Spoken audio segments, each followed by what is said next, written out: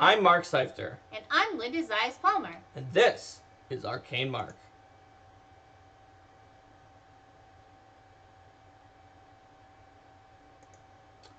Welcome everyone to part 2 of Design Tools Archetypes, where we go over some advanced tips for designing archetypes and some of the pitfalls that even professional game designers and some of the best in the industry can fall into on occasion. And this time we have Linda, who brings a different and valuable perspective here because, well, she's one of the people who reads the reports from the Additional Resources team of Venture Officers for Pathfinder I have Society. reviewed many hundreds of archetypes as a part of the Additional Resources review process. So when we put out an archetype that may have problems, and we're like, yeah, you know, in the home game the GM can figure it out. That does not work for Linda. Have to campaign clarify it. Yeah, that does not work for Linda and the organized play team. So they, on the organized play team and on the really crack team of people they have for Additional Resources from the Venture Officers, have a lot of insight and knowledge into this as well. And really, when I put together some of my design guide for archetypes, some of that is information that was learned because organized play figured it out due to the fact that home groups may have just like, oh, we'll just kind of sand off the rough edges here, and organized play found out, what does this rule really do if you can't sand off the rough edges? Yeah, I think two of the main points that come up there, and I know we talked about this some, or you talked about this some in the first episode, but I wanted to about archetype design, but I want to talk about a couple of the ones that come up most often when considering archetypes for organized play. One of them being the relative power of the archetype compared to the base class, which I know Mark went into a lot of detail there, as well as relative to other classes that it may be borrowing features from. And the other one, which I don't recall if you discussed, was archetype stacking. So when you have multiple archetypes that work together because they trade out different features, considering what other archetypes are going to be in that same space and how powerful they are compared to other archetypes that are trying to do the same thing. I don't think we talked about that. So if you have, do you have a little more that you want to say? Yeah, well, I suppose it's if you're looking at an archetype that say, hey, you know, I give let's see, fighters abilities from the hunter class or something like that, then you may want to look at, and you're designing that, you may want to look at, say, Archives of Nethys is a great resource for quickly looking up what already exists. If there's already archetypes that give fighters hunter features, because then you might want to see, okay, am I stronger than this? Am I less strong than this? Am I, and this is another thing too in terms of similarity to existing archetypes, because if you have two archetypes that are very similar, you're not delving quite as much into the space of what's possible. And you may also have some strange interactions that happen when, when you have similar archetypes that are trading out different features at different levels for different things, and some strange synergies can really start to happen there. I can see that. Even with the extremely strict ruling that the design team went with, and that in home games I usually don't use fully, of like, if it even interacts with the same feature in any way, you can't take them both. It still can lead to something like you said. For instance, suppose you had an Inquisitor archetype that is like, well, we replace First Judgment for +2 to attack rolls, and a different one that says, well, we replace Second Judgment for +2 to attack rolls. Yeah. Well, we replace Third Judgment for +2 to attack rolls. I mean, this is... And then you take all three of them, and technically +2 to attack rolls is not a feature, therefore they do stack, and now you get +6 to attack rolls. Or you might get something weird where, like, we replace First Judgment with Hunter with like, I don't know, favorite enemy, and then you replace Second Judgment with favorite enemy, and you replace Third Judgment with favorite enemy, and then you get into this weird situation of how does it interact. So it's worth considering. It's worth considering how those other ones might work together. David Nielsen says, so gave the fighter a bunch of hunter stuff and realizing you just recreated the ranger, and that's another thing too with an archetype is. Looking to make sure that it has its own sort of niche. That one that David brings up is somewhat similar to something we talked about specifically with the Inquisitor, but also with a few of the other classes, which is suppose you did give the fighter a bunch of hunter stuff, and you're like, well, I'll trade out bravery 1 for an animal companion and some other really questionable trade-offs, so that eventually you're like, wait a minute, I just created something that's more powerful than the ranger because it just has more than the ranger at everything. And you sometimes can. Fighter is maybe not the best example, that's why it wasn't in the fighter, but Inquisitor is, because judgment is really one thing, but it's on that class chart, and we said this at the end of last episode, it's on that class chart like a dozen times. So if you're not careful, you can accidentally remove all dozen of the things that are really just removing one fairly big thing and give 12 very big things, and because you're like, well, judgment's pretty important, right? So, and then you wind up having given an entire other class to the Inquisitor in addition to its own class.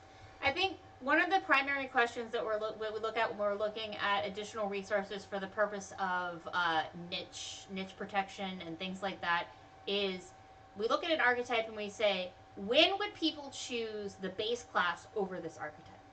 And if that answer is a very narrow window, then we know that we maybe have some issues on our hands. We may be looking at like campaign clarifications or whether this is going to be appropriate for the campaign in the first place.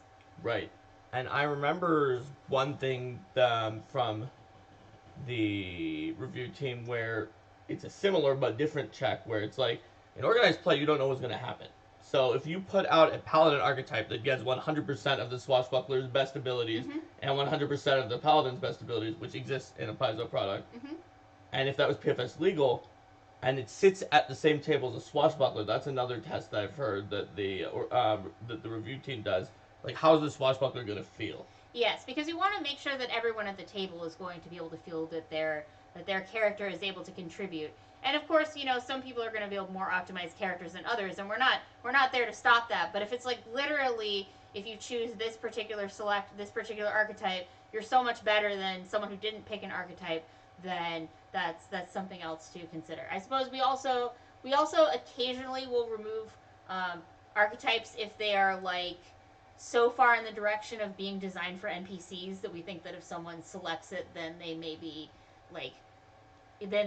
running into trouble for that. But we very rarely do that. You own a farm. As long as you're in your farm, you got some benefits. Yeah, exactly. So when I say designed for NPCs, I'm not saying it in the sense of like, oh, well, this isn't optimized, so clearly it's designed for NPCs, and you're dragging our table down, blah, blah. Like, I don't have patience for that conversation. But something more along the lines of exactly, like, while you're in your farm, or while you're tending to your administrative duties, that like has abilities that are, I think it was like the Major Domo archetype or something that's like very much, or there's like certain follower archetypes, like the Torchbearer or like the Pack Carrier and things like that. The Pack Mule archetype. The Pack Mule archetype is all about like carrying someone else's stuff. Carry. Yeah, so those types of ones. But the very Major Domo has some abilities that could be useful in combat, but they're not really as useful as alchemy. Then again, neither are the sleuths, although the sleuths are super interesting.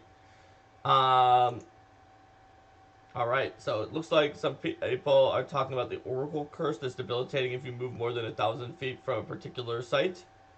Yeah, that is a good example of one that would not be good in Pathfinder Society. Not at all. Or evil-ish.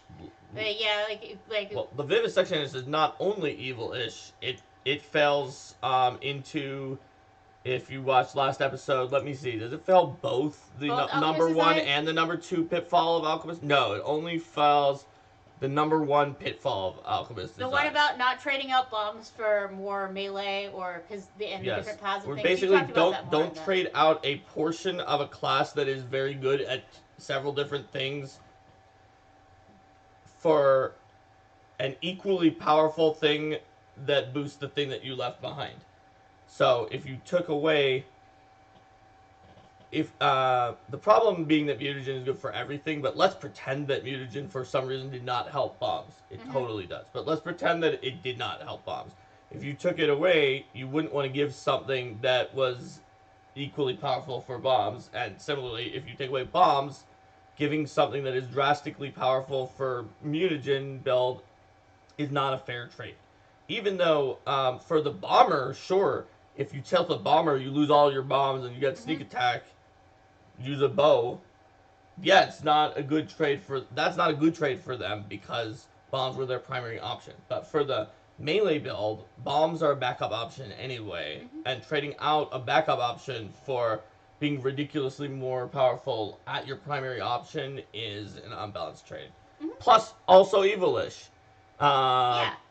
So, let's just briefly mention the big overall themes from the last episode. So, matching levels, where you want to try to remove and add at the same levels with fair balanced trades. That's even more important in society where if the trade is, oh, your level 20 ability is not as good, but it's super busted at low levels, level 20 just doesn't see play. Yeah, because in society we can't, we'll sometimes alter the levels. If the trade-offs are uneven, we might alter the levels in campaign clarifications to make them match with the when you lose something, then you gain something at the same level. Because we generally assume that if they don't match, then it was probably like, if not a direct mistake, like that it isn't necessarily going to be appropriate for society play when people might dip into it and they don't have the and the table gym isn't just going to be able to say, as they would in a home game, okay, don't like take just exactly 3 levels in this thing so that you can gain all the benefits without doing the trade-offs, please. Yes, so matching levels, number 1. Number 2, matching kind. Don't trade, generally don't trade like a weird utility-ish ability that's minor for defense or defense for offense. That's usually a hierarchy. You can go down the hierarchy, but it might not be a good archetype or might not be as satisfying of an archetype. And if something's very situational, think about not trading it for something that's not situational. And if you do, it should be way lower in magnitude. For instance, resist nature's lore for druid is +4. That's enormous, but how many times do you fight Fae? If you traded it for resist humans lore, where it gave a +4 against humans, that is not a fair trade. Or like a bonus on, or like, you know, a bonus on all saving throws against like enchantments and illusions and like yada yada yada. If you have a longer list of more common things. Right, that's another good example. So that is sort of the second of the main principles. Just going over them quickly. You can get the full description in the last episode. So balancing mismatches is the third principle, where you might have made a trade that you know is not exactly balanced because you can't, but then you balance it somewhere else. If you do, make sure that the one that is the worst trade happens first, for the reasons Linda said, because it's the same reason of matching levels. Like, suppose you did match levels, but it's like, all right, at level 1, I'll trade out the fighter's bonus feat for these 15 feats, and then I will remove all of the other feats that the fighter gets at those levels and replace them with a candy bar. This is not very fair, because at first level, it can just wind up having too much. I don't know, Mark. The other fighters don't get their candy bars. They don't get their candy bars. No, it can totally happen that you miss a balance mismatch. It's happened to me. I've definitely done a pretty substantial pass on just to make an archetype really cool that was already cool, and I think it's super awesome with the pass. First Mother's Fang. But when I was done with it, and and John looked at it afterwards, and I had left too much stuff at first level. John was like, "This looks really good, but look how many things it gets at first level." I was like, "Oops, yeah, okay, we can switch that." Yep. And that was really cool when Alex wrote it, and I think it's even more cool with the giant snake that we put in. But that is an example where I let something through, and John saw it. So Nightfox asked, "What kind of candy bar?" The fighter's choice, Nightfox. See, it's a fair archetype. Yeah, it's totally fair. And it's not one of those like tiny little fun size ones either. It's a full size candy bar. So just to remind again, tip 4 for everything: deal with repercussions. If you remove favored enemy, remember that a bunch of ranger abilities require favored enemy, or like you can use this on any of your favorite enemies. So you better change those to make sure that your new archetype can use them or replace them with something else. That's tip 4 for all archetypes. Tip 5, archetypes that are limited to the best option, or limited to the option you wanted to take anyway. Where it's like, well, you gotta use the Falcata. You got free proficiency with it. You gotta use it. You can't use other swords So I'll give you +2 extra accuracy. No. If someone is using like a really bad, because PF1 had some weapons that were just really terrible, they were just bad for their category. PF2 tries not to. Simple weapons are about as good as each other, we hope, and martial are about as good as each other. You don't have like the long spear is just better than the other simple weapons, and Morningstar maybe too, and then just some martial are the best, and the rest are just bad and are strictly inferior versions. You could make an archetype that limits you to a strictly inferior weapon and gives you a boost to try to make up for exactly the amount that that weapon is inferior. Now, even then, you need to make sure it boosts the amount that it's inferior plus the amount that the archetype should give. Mm-hmm. A lot of archetypes either forget that and boost the inferiority, but forget that it traded something out, so it should give something more, or more commonly, boost it like 50 times more than the actual gap between the original. And then you run into real trouble once that archetype goes with another stacking archetype, goes with a bunch of feats, and then you've gone from a situation where you have something that brings something to a little bit above where it should be to something that's way above where it should be. And that's something that's very difficult to deal with from an additional resources standpoint, because if none of the individual components are too powerful, but you know that like a home GM would be looking sideways at the person who combined these 7 different things, then you really have to individually weigh, like, is any of these individually too powerful? And that may be where we start to look at things that are things that may get removed from additional resources, even if they're not like just for being like a little bit too high on the power curve, because we know that it's going to combine with these 7 other things and cause a monster. To explain what Linda's getting to that in particular, it's a situation where, because PF1 had some things that were just drastically weaker than other things for not necessarily any reason, they just were worse. Like some armors were worse, some weapons were worse. A freelancer would come along and say, I've identified that this is worse. Freelancer is right. Then they make a rule to make it better. But then 4 other freelancers also do that. None of them reading each other's assignment, and there's not really centralized until now where we have designers on every product. People did their own products.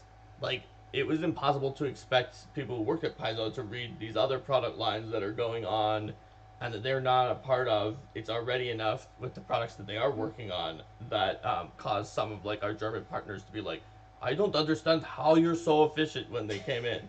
But the point of that is 5 things would get out, and each of them made up for the fact that this weapon was a little bit worse, and then you wind up with a weapon that's just the best. One-handed fighting styles, big problem with that. In particular, because it was just one-handed with free hand is a bad fighting style in PF1. I've also seen things with like daggers, with punching daggers, with flails. Oh, sure.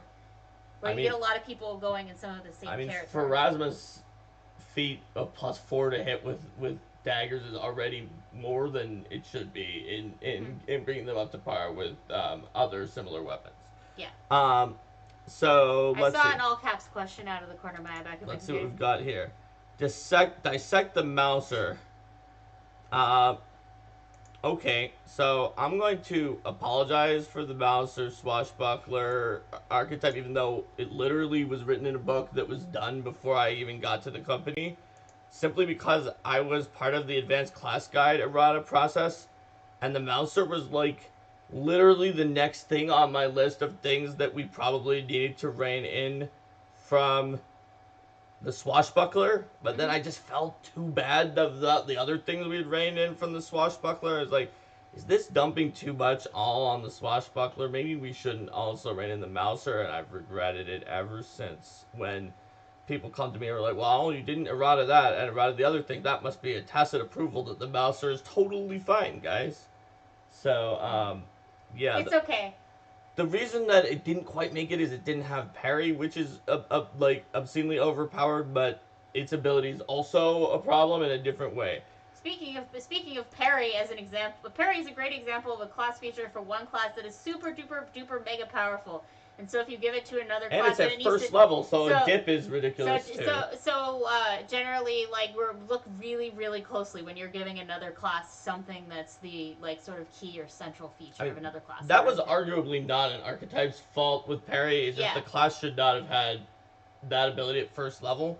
If you play it straight, like my Skull and Shackles Pirate Captain, she's impossible to kill in melee combat by anything. Even a optimized 16th level Blood Rager that Linda built. For her, when she was 11th or 12th when I was level, 11th and then level, she soloed it? I nearly lost at 11th level. I could have lost, but that was not a fair thing for me to fight. Yeah. But I also lose immediately against pretty much any saving throw that isn't reflex, because the Swashbuckler has terrible saves, and parry means you cannot be killed in melee. And when he says optimized, I mean, I knew that the party had a scroll of Breath of Life on hand, and that they were just deliberately going to choose to have his character solo that monster. Yep.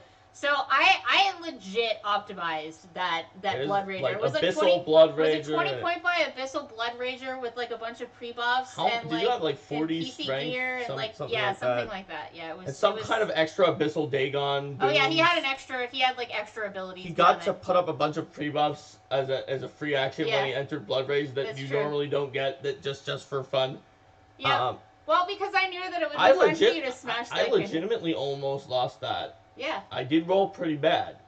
That's why, but so yeah, the Swashbuckler has its own wrinkles, having played one from level 1 to 13, 12. I think they just hit 13. I think they hit 13. We haven't played that game so it's been a little while. But the Mouser has its own issues there, and I will, even though I was not involved with the ACG, I will take responsibility for not nerfing that ability, or changing it at least into proposing a change that I almost proposed that would have made it different in a way that is less disruptive to everybody. So, given that this is a completely unofficial way to talk about various changes, would you feel comfortable talking about any of the stuff that you would have hypothetically proposed for the Mouser? I don't remember because it was a really long time ago. But fair enough. For one thing, it would have been darn clear that it does not stack with monkey style. Because I think it already doesn't as written. They both say you enter and then get this thing while you're there. Mm-hmm. But you have to really parse the words to get to that conclusion, and it really would seem like when you're in the square you would get double the benefits.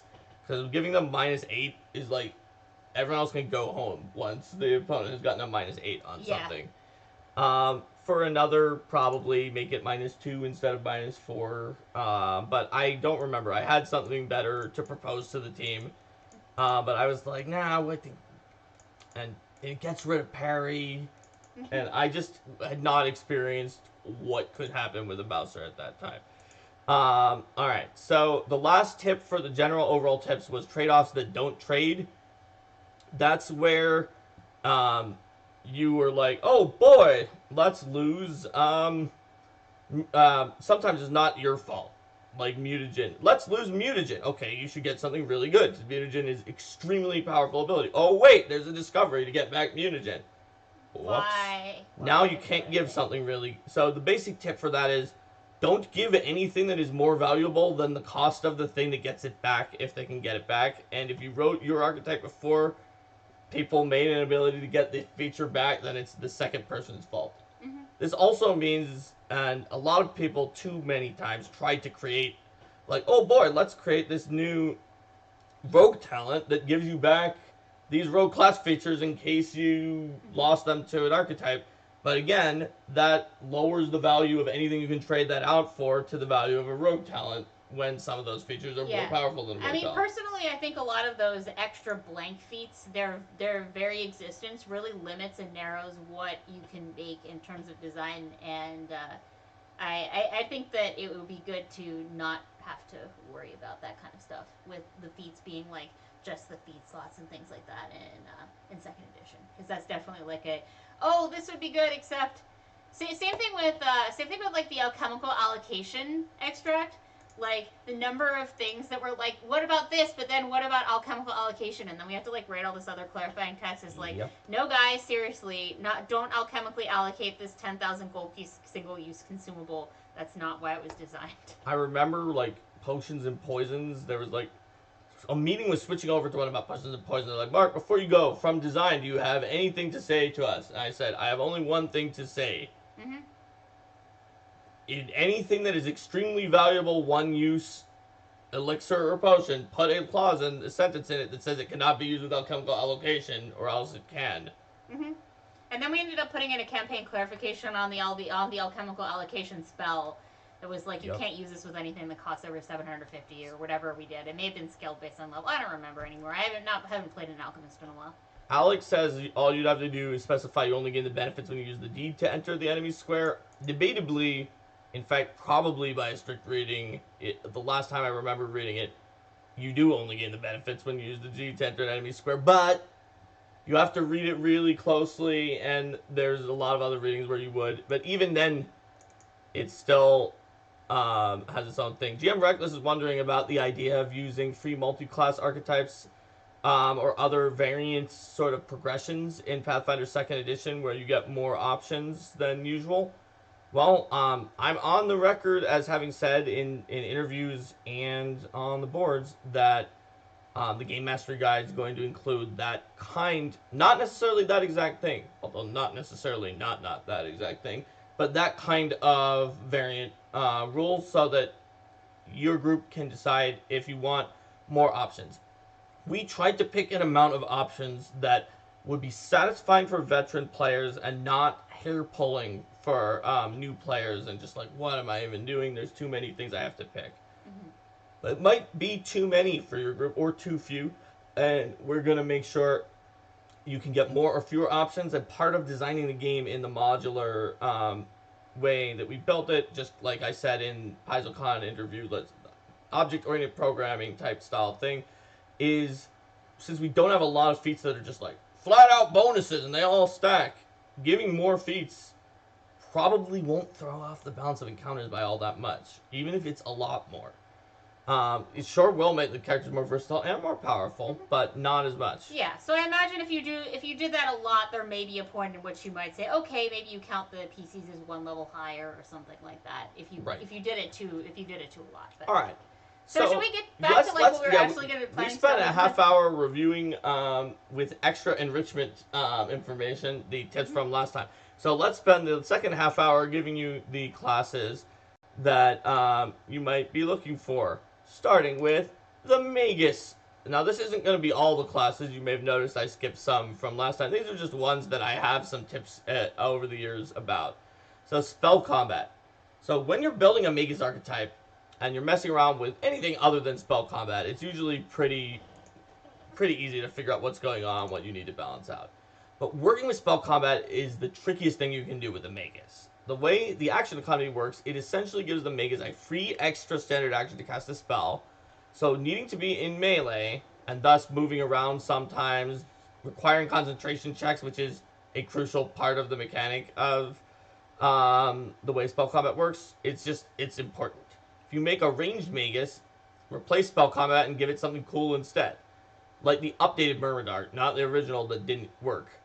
But you should definitely not just give it flat out spell combat on its ranged attacks. A lot of people with Magus think too much about the Shocking Grasp Magus build. I mean, I've built that Shocking Grasp Magus. David Nielsen, who was talking about Flatbed Magus, remembers my guy.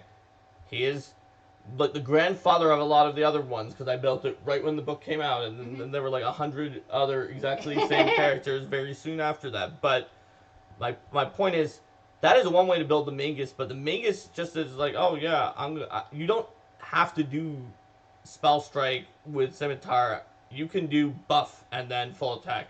Especially, actually I've seen a lot of problems with Magus archetypes after I wrote these tips that were based on forgetting that you can buff or battlefield control. What about a Magus that wants to use Arcane Bar?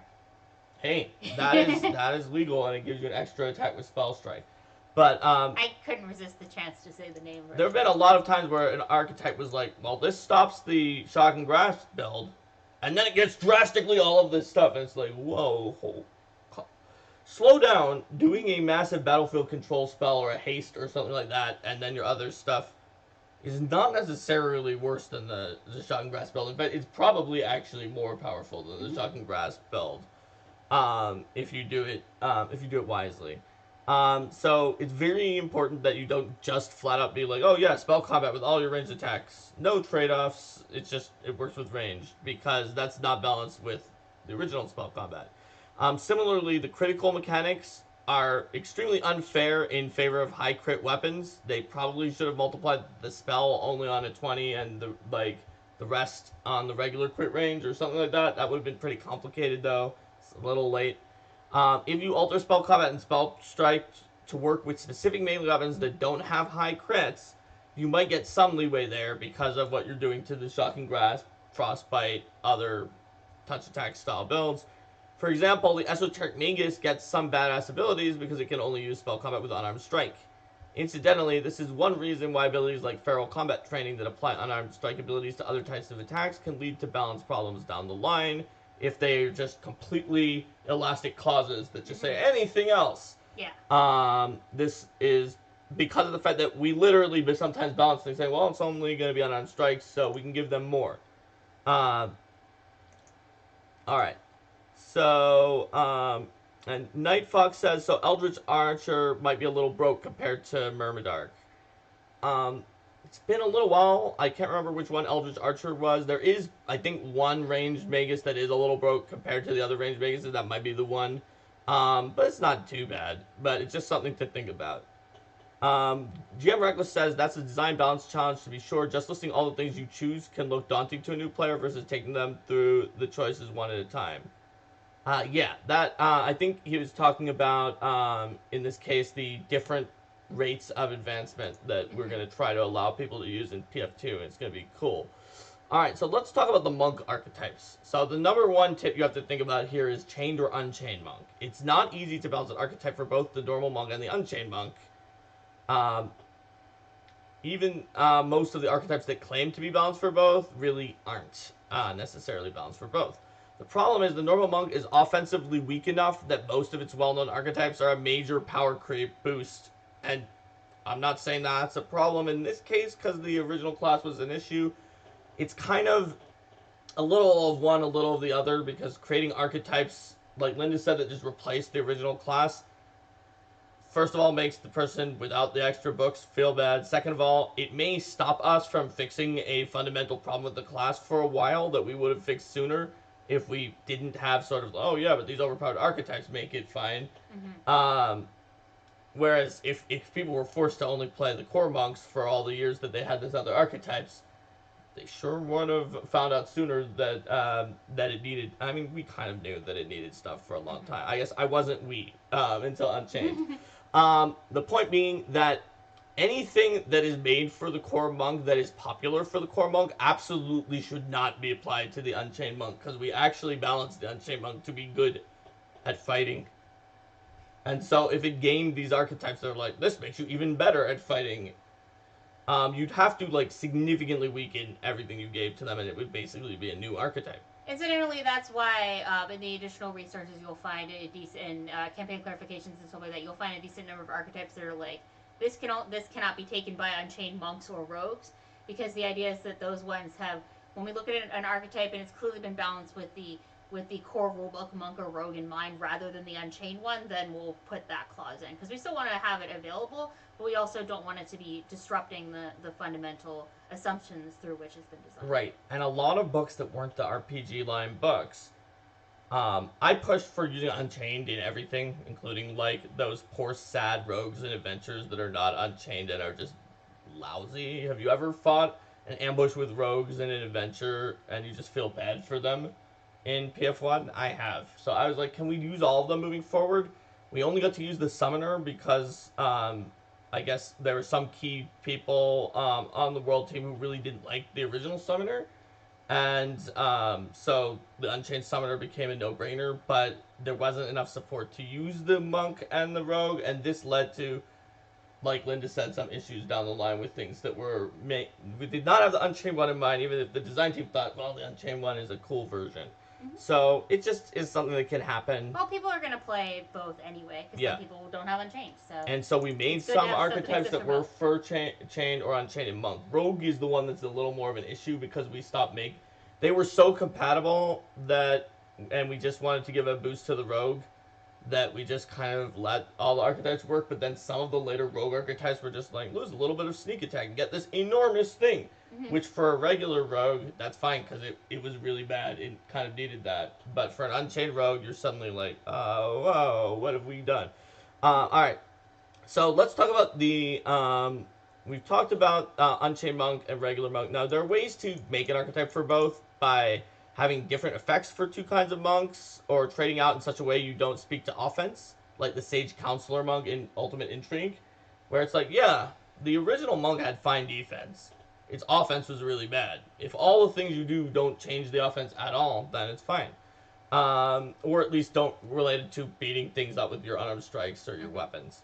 Um, and yeah, the number one Unchained Monk problem is basically respecting the balance between armed and unarmed attacks. And Unchained Monks give more damage in a flurry when using two-handed manufactured weapons, unlike normal monks. This innately gives manufactured weapons a huge edge. Unarmed strikes get their own edge, which is style strikes. If you create style strikes for weapons, or allow any of the current style strikes to apply to weapons, you've made a mistake, unless the archetype pays for that severely. On the flip side, if you remove style strikes, understand you've created an archetype that has no incentive really to go unarmed. It will typically be used by weapon users, and that's okay if you know that that's what you did. If you did that and also, say, gave extra benefits for replacing certain unarmed options too, And then you you've gave fallen it, into the yes. alchemist problem, where you're like, well, I replaced that. Well, that looks fair, and that's a really powerful ability, so you give something really strong, and then you're like, I'm also going to improve the progression of damage for the unarmed strikes to give you plus 10 damage with plus half your level with weapons. Then that's a problem, because at the moment you remove style strikes, weapons were already the best option. You've now removed a thing that they weren't going to use, and just given a flat boost So to the this one could that be they an were. example then when you're replacing them, even if they're offensive abilities, you may not want to replace offense with offense. You may want to replace offense with utility or some other type of thing. I mean, you usually do want to replace offense Yeah, with but offense. I'm saying in this specific example. In this one specific Yes. example, where you've done this specific thing I said not to do unless you're very careful about it, yeah, you might have to think about it in a very particular way. In fact, at that point, the unarmed abilities that it gets are worth they're worth very little. You can give them some kind of minor story ability maybe for it. The problem then is it's going to look bad because you traded this giant amount of unarmed dice for a story ability. So you might want to just leave it there, even though nobody's going to use the unarmed strikes at that point. Or it's a tricky situation because you've designed something. If you traded the unarmed strike increase for like a story ability where you know more about weapons or something, people are going to be like, that's not an equal trade. This is a bad archetype. So you might be in a no-win situation there. Let's see. So let's move on to Oracle. Hey, Oracles. They're a pretty cool class. I have only one tip for you on Oracles. Extra Revelation. Oracles are pretty much defined by their revelations, which range from so powerful that people will dip a level in Oracle just to take them on any class that uses Charisma, to extremely weak. The problem you have when removing a revelation for a new ability is that, unfortunately, and when I say removing a revelation, I mean removing one of the times they get a revelation. Unfortunately, there's a feat that you could take to just give a revelation you removed right back. Since only a certain number of revelations for a given mystery are actually useful, and there are only 10 in total, some of which require a higher level to take, basically, this won't have any long-term repercussions beyond the feat cost for the extra revelation, and potentially slightly delaying their third or fourth favorite revelation. Unless it's at first level, we can come back to that. So this is a serious problem. Typically, once an Oracle has had 3 or 4 revelations, they have all the ones they really want, aside from maybe one with the high level requirements. So if you take out your first trade as a revelation that's after that, you're asking them to trade like something that's barely below average on a list where some of them are not very good for that particular character for whatever you're giving, even though it's probably at like, can't remember the levels right now, but it might be at like 12th level when you're like, this should be pretty good. It's a 12th level ability. Yeah, and so you'll see some archetypes that then trade out fixed fixed revelations at those levels, and then they're saying like, oh, you have to take this revelation, which is this new one. So then with that, considering what that power of that revelation is, and is it more of like that third tier revelation, or is it like the best one for the class? Well, plus you've given them an 11th option, which is already, unless it's bad, is already a boost. Which is, it's very tricky to do things that switch around revelations except for if you take away a lot of early revelations in a row. An oracle normally learns 6 of the 10 revelations without taking extra revelations, even though revelations are usually more powerful than feats by a significant amount, except for the bad ones.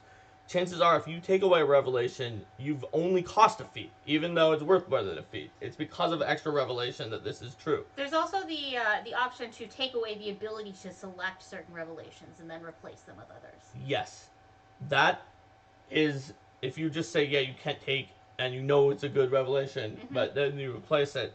It does limit your archetype to have to be for like that one mystery where you've done the selections. But yes, that could definitely work as well. But yeah, if you take it away a revelation, you may have cost a feat or even cost them nothing because they didn't even want the ones that were left. Like, there's a few really good revelations for lore, for my lore oracle, but I eventually ran out of ones that I even cared about. So if I had taken an archetype that replaced the later feats, I wouldn't have even cared. We have a question? We do. The question is kind of touched on my question there. How do you guys factor in balance of delaying the gain of a feature like Revelation so you can't take the feat till later? Well, yeah, the feat basically screws everything up. So if you can delay the ability to take the feat, then that's the one thing. If you take away the first level revelation and keep taking away all of them in a row, you could give more, noticeably more than you would otherwise, because extra revelation can't come in until later. This is applicable to other classes with the extra blank feature as well, just in general. It like usually the witch is with extra hex, for example. It is, although due to an extremely questionable choice, there's an option out there that makes it so that maybe, depending on your wording, all witches with archetypes that we did balance like this can get back the ability to take extra hex. I feel really bad because I submitted the initial turnover that became that, but that was added later on. So, if you have someone in your game who thinks they can get back the ability to use extra hex and has wording that really looks like maybe you can, you should probably not let them do it. I think we ended up not allowing that additional resource. Probably for that exact reason. I think you came to us and were like, and then we talked about it. Yeah. So, you may want to not let them do that, even though the wording really does look like it. It's like some special option for patrons that I wrote a long time ago, and got changed so that it said that it gave you a hex rather than what it initially did. Regardless. So let's talk about paladins. Okay, paladins. The paladins have an ability that is an elephant in the room, and it's Aura of Justice. Justice! When you are fighting an evil opponent, as soon as Aura of Justice comes into the game, you automatically win, unless the opponents leave for a minute. And they usually don't do that. If you remove Aura of Justice, you can do a lot of things at higher levels for the paladin because, yeah, I mean, there's a chance you don't automatically win if the opponent's rocket tag you back with a saving throw effect that the party all succumbs to, but after that, like, if you take a class and a build that's balanced and add the paladin's level to damage and charisma bonus, I mean, some people here for the Boston Laws probably remember when I killed a boss with my cantrip accidentally with my wizard after acid splash. With my acid splash after the paladin Aura of Justice, and I did like 80 damage. Yeah. So it was an evil outsider and I crit. Yes, it was your first attack against. It was my first attack, but still. Another thing is that when you're looking at paladin archetypes, you should consider the 1 or 2 level paladin dips. Paladin gives a bunch of incredibly powerful stuff in the first 2 levels, and is thus an extremely popular dip. Thus, even more so than normal, it is imperative to consider the case of a character that takes only a level or 2 and plan accordingly. Consider the Chosen One archetype I wrote for Familiar Folio. It really wanted to grant a familiar that starts at level 1 for story reasons, since it's the mentor of the character. And it really wanted to trade that out for Divine Bond, because you don't get a horse, you get the cat or whatever. But at level 5, that would be completely fair. By the time you got to level 5, yeah, Divine Bond, you got the familiar, it's got some extra cool stuff. But if I gave it at level 1 and then traded out at level 5 Divine Bond, that means the dipped character got the familiar for free. Thus, the archetype delays access to a few of the other paladin abilities, and when it all works out at level 5, that's what the trade has done.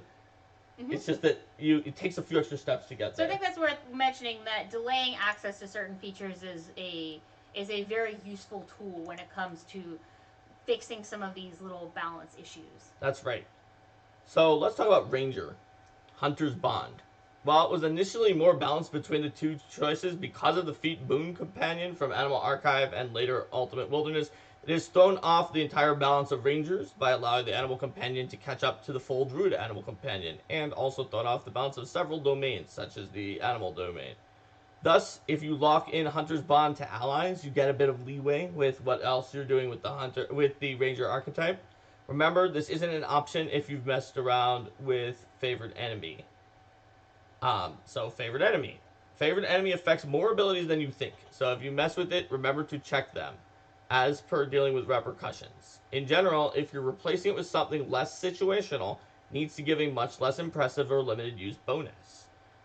Just like we mentioned with the Resist Nature's Lore tip. Top Favored Enemy bonus is often 4 times a fighter's weapon training at the same level, and the Ranger has a lot of other advantages too. So don't, you really need to slash it down if it's just always applies on attacks or applies. Yeah. And you can see this in some good archetypes for Ranger, like the Guide Ranger, that it's a smaller benefit, but you pick who it's on. Alright, so let's talk about the Rogue. So we already mentioned Chained or Unchained. You usually don't have to do anything to make your archetype work for both versions, but it's nice to keep them both in mind. The Phantom Thief from Ultimate Intrigue is a good example of an archetype that did need changes to get them both to work. That is one of the archetypes I wrote that switches out the most fundamental stuff of a class, but it was a lot of fun. For Rogue talents, the trickiest thing for Rogues is that Rogue talents are the only talent-like abilities in the game, unless you're playing Unchained Rogue, that are just distinctly worse than a feat until you reach the advanced talent. Unchained Rogues have better talents. This is really mostly for regular Rogues. This means that unlike many of these other classes, replacing Rogue talents doesn't give you that much leeway, even if it didn't have an extra Rogue talent feat, because you're not going to take the extra Rogue talent feat. Chances are you took Rogue talents that gave you feats. Yes. Alright, so what about Sorcerer? So Sorcerer, the main tip is mind others' heritages. The Eldritch Heritage feat leaves Sorcerer material in a precarious position. If you're designing a new bloodline, you have to be careful about other classes grabbing all your abilities with feats in a way you never have to worry about with any other class. Being unsure that the character is a sorcerer makes wording things trickier. For instance, the Arcane Bloodline's ability to add new spells known became retroactively difficult to adjudicate after Eldritch Heritage came out. So be aware of that when you're thinking about the Sorcerer. Arcane says, I adore the Phantom Thief, one of my favorite archetypes. Just so much fun to come up with weird builds that work well with it. Yeah, I just had a lot of fun thinking, what can I give the Rogue if it has no sneak attack? And I've had a lot of characters that were just sort of like that gentleman or gentle lady thief, the Phantom Thief, who just goes around and is not about stabbing people in the gut. And hopefully people have gotten a lot of kicks out of the Phantom Thief. So the Witch, Linda already mentioned that extra hex harkens back to... Are you going to talk about the Vigilante as well? Oh yeah, I forgot about the Vigilante. We were just talking about Phantom Thief, so you probably actually the Sorcerer and the Witch were just one character with a disguise, and it was the Vigilante. So basically with the Vigilante, it's important to note that at least the way it wound up working in Ultimate Intrigue, the Vigilantes had so many different kinds of Vigilantes you could build, and they were all different. But the one thing they shared in common was that they were the class that got the full benefit dual identity with all of the absolute protections against magic. There were other archetypes that gave you some of that, like the Bard one, where people kind of know that you're the guy who plays Zorro, even though you also do dress up as Zorro and go beat people up. But, so for Vigilante, it's really a tip about other classes' archetypes, but don't give the Vigilantes full kit of abilities to other classes, because that's sort of what made all of the... That's the one piece that sticks together all those different, very comic booky, very different Vigilante archetypes. Also, Vigilante talents. Let's talk about them for a moment. They're worth more than feats, and they're worth more than most other people's talents. So you wouldn't, for instance, want to make archetypes for other classes that let rogues just take them as rogue talents. We did make an advanced one to take one Stalker talent. It's very, very powerful. And you, needless to say, no extra Vigilante talent feat. Because, oh boy. Yep. So now actual witches. Extra Hex is very similar to Extra Revelation, and we've kind of already said it here. There's basically some pretty ridiculous witch combos you can do once you have about 3 or 4 hexes, which is level 1 for a human witch that doesn't lose any hexes. Oh, cackle. The differences here that between Revelations and the witch are twofold. One, the witches have a very standardized set. Oracles are different based on their mystery. And two, the witches combo more with each other than most oracles. And additionally, they have a deeper depth of options. There aren't just 10 and then you've got them all. You have a very large number of them. So taking them out, you're not saying, oh, I'm taking their 6th out of 10 that was below average when I take out the 18th level one. I'm actually taking out a major hex, first of all, if I take out of a high level one. Yeah. And I may be taking out their 6th out of 90 hexes, which is a different proposition than 6th out of 10. Also, if you remove the first level hex, barring that reading of the patron thingy, you can really do a lot because you're very much delaying those wombo combos. The shaman first level iconic in Pathfinder Society really showed that off when I built it. I was like, wow, if you don't pick the right spirit for shaman at first level, there's not much you can do at first level. Ooh, Magnifique Rogue. Hi there. Thank you for the cheer, and I had so much fun at Unreality Incursion, so I'm glad that you did too. Which of the characters were you in Unreality Incursion? You could tell me while I continue talking about. Oh, wait a minute. What? GM Reckless the just Angel, subscribed as well. Oh, thank you for subscribing, GM Reckless. I totally missed it because I was just so distracted by witches and their hexes. Thank you so much. We are so close to having enough subscribers to get an extra emoji. If anyone else, if it's like a few, I think it's like 4 or 5, I can't remember exactly how many. Few more people subscribe, then this cute little Leshy here becomes available to everybody who subscribed instead of just the 9.99 subscribers, because they only give us a certain number of slots. So thank you. All right, let's see. We talked about witches. We talked about removing hexes. We got another subscriber. Oh, we're getting close. Oh, man. Thank you, Night We're Fox. getting close. Thanks so much, Night Fox. And my little brother subscribed because he is an Amazon user and not a major Twitch user, although I guess he watches my videos. So we're getting close. All right, last class we're going to talk about tonight, Wizard. So let's talk about Wizard. So this is something that also applies to some of the other caster classes, but think about rich get richer. Keep in mind, wizards are already an extremely versatile class, so you need to be even more careful not to make wizards super powerful and versatile with your archetype. It's also pretty hard because they don't get very much that you can trade out. They have their bonus feats. The advent of arcane discoveries in some ways does make it a little easier, because arcane discoveries are vastly more powerful than the original bonus feat options available to wizards. Whoops, I guess. But this helps you with your archetype, because Meta Magic was pretty good too. But the trouble with thinking about, oh, we're definitely going to curtail arcane discoveries and then I'll give you a ton of abilities, is that you'd have to specifically say they can't take them at all, because wizards could just take them with their normal feats too. Yeah. But since they're so good, that means that the bonus feats you remove from wizards are worth more than, say, the bonus feats from monk, where it's like, well, it had to be one of these 4 feats. And if you well, but I don't want those 4 feats. Yeah. Okay, well then removing that is not the same as, well, it has to be Meta Magic, which is pretty good, item creation, which is pretty good, except when you can't take it like in PFS, or all these really get back by opposition school. Oh, spend a minute and fast prepare. Oh my goodness.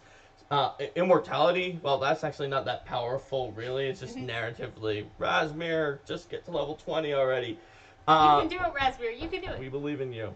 All right. So, we've got through the wizard. Does anyone have any questions about archetype design in general? Because I want this to be like sort of the end to our archetype design discussion. So I went class by class. I gave some basic tips. But we already saw a question from Alex that was about the Mouser, and we talked about that. Does anyone have anything else? Um, what are your opinions on trades for class features that are really powerful depending on the player's level of optimization? For example, Brawler's martial flexibility can vary hugely. Okay, that's an interesting question. Yeah. I feel like that overall, the best way to deal with that actually is to think about not just what's going to happen in the top group, but just think about the demographics of the different players who might play the Brawler. You definitely want to replace it with something that is better than what the low tier of people who don't really know what to do with flexibility and always pick the same feats would get out of it, because that way you make the Brawler more accessible to those players. And it should not be as powerful as what the most optimized optimizer can figure out when they have their chart of 200 possible feats. Oh, we're fighting against ghosts. Fortunately, I have this ghost against thing. I know, I can't remember what it is, but I know from the Brawler and Skull and Shackles after we had to fight all those animate dreams. Yep, you were totally. Yeah, had that one. You were totally on Archetypes tap. for that. I was like, oh yeah, let's stop fighting animate dreams. Ghost. All right. Oh wow. Oh wow, Altero, that's super generous. Now Archon. We need like a Santa Claus emoji for Altero today. Yeah, I know. Seriously, that's awesome. We're getting. That is either the last one we needed or off by one. I will let you guys know, and we will, if it is enough, we will move the Leshy over to available to everyone as soon as we can. Jim says Raspberry will get to level 20, but the 2E rules won't give him immortality anymore. That is a sticky wicket. We'll just have to maybe add it back, or maybe he will get to level 20. Who knows? Razmir is this mysterious person. Maybe he'll get to level 20 in Jason's Oblivion Oath game by killing the Oblivion Oath characters. Mm-hmm. That would be a question for Jason. What's going on with Razmir for sure? Yep. Wish level 10 spell. Yes. Razmir, if he's still level 19, Wizard could cast it. So you never know what he's going to do. Alright. Luis asks, where's the line between an archetype and a new class? When is an archetype replacing either too much or something too core to a class and would be better served as a new class? That's a really hard question, and it may be a different question for you if you are a Paizo freelancer or Paizo designer than it is for you if you're a third-party publisher or even just someone at home making up your own class.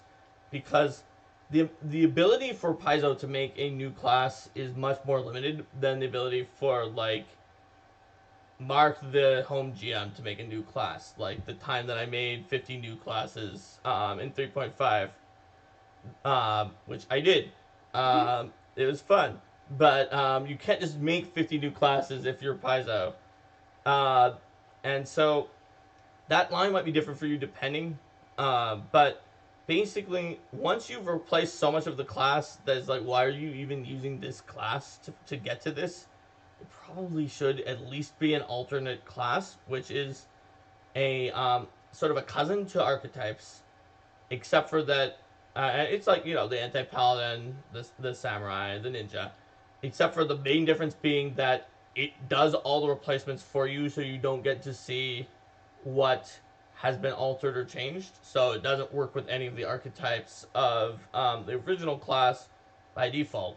I think you should allow archetypes that seem like they should work on a case-by-case basis, but it should at least be an alternate class if it's so hard to even see the original that it would be easier to just make a new chart. If it's like this replaces your ability from level 1, this replaces your ability from level 2, at the point where you're, you know, whatever chassis you're using, like why did you use the rogue chassis instead of the fighter chassis? Because you just replaced. I mean, and a ninja is recognizably similar to a rogue. Yeah. But it's still easier to see it from a whole new table. So it should at least be an alternate class at that point, which is sort of like being a new class and sort of like being an archetype and not exactly the same.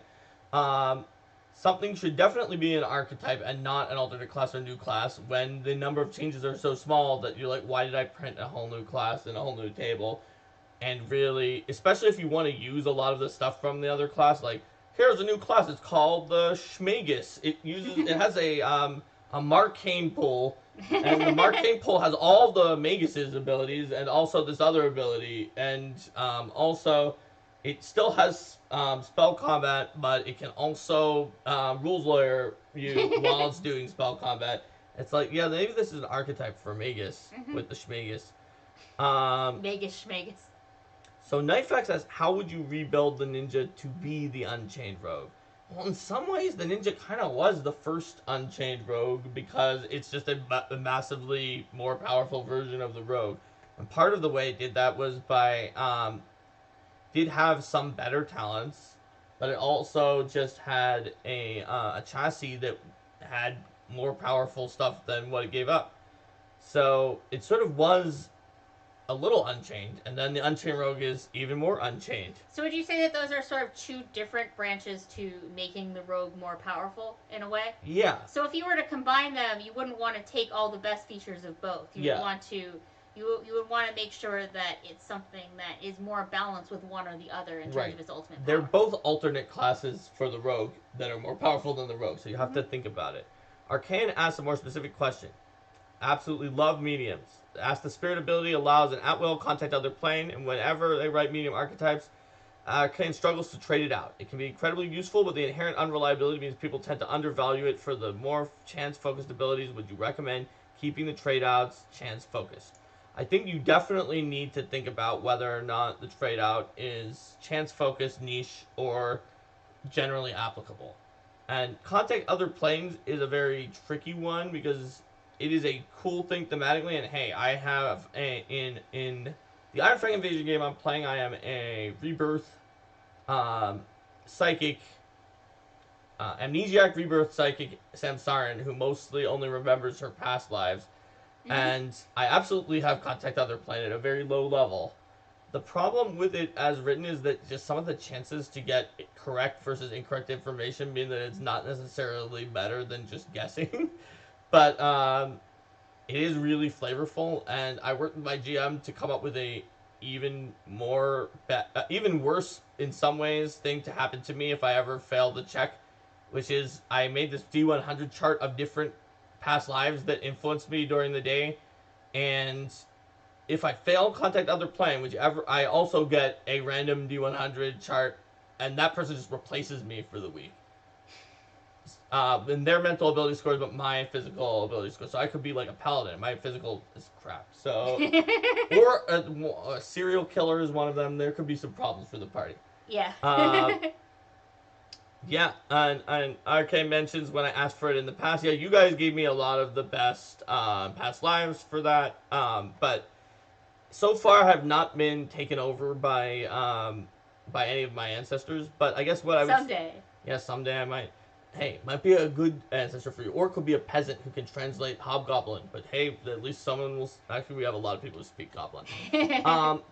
Basically, I would say try to keep the unreliability in mind, and make it something that is as niche. Like, for instance, at will, unreliable might translate to limited use, but more reliable. It probably doesn't translate to at will, super reliable, and, like, you probably wouldn't replace at will contact other plane, the free contact other plane, with an at will free commune.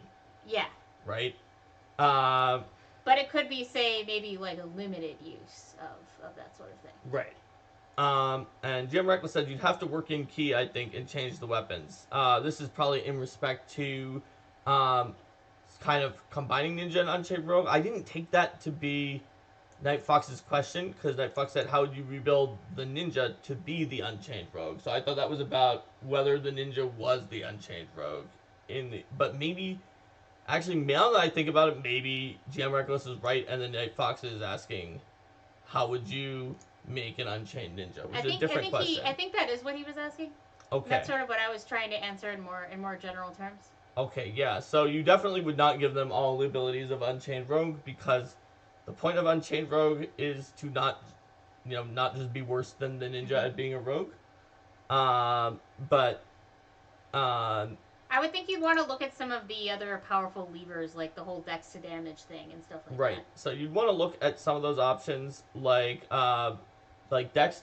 Well, there's the dex to damage. There's the rogue's edge with the extra skill-based things, and there is the rogue has improved rogue talents. So you could just ninjas have the ability to steal the rogue's lunch and just take those. All the best ninja talents required keys, so you had to spend multiple rogue talents and not get as many key points. So it didn't work vice versa. You can just say, well, no, my new talents that are better are off limits to you, ninja. Fi. And then what else was the debilitation. So I feel like you might be able to give I feel like you might be able to give the debilitation, or sorry, to not give the debilitation, but yes, give the dex to damage.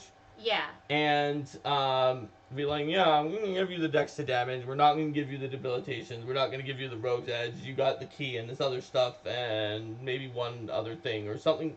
I'm just spitballing here, but you could call it good somewhere at that point. That's a really good question. It's an even better question than what I thought it was. All right. Does anyone else have any more archetype questions for us tonight, or shall we call this the archetype closure? Okay. That looks like it for now.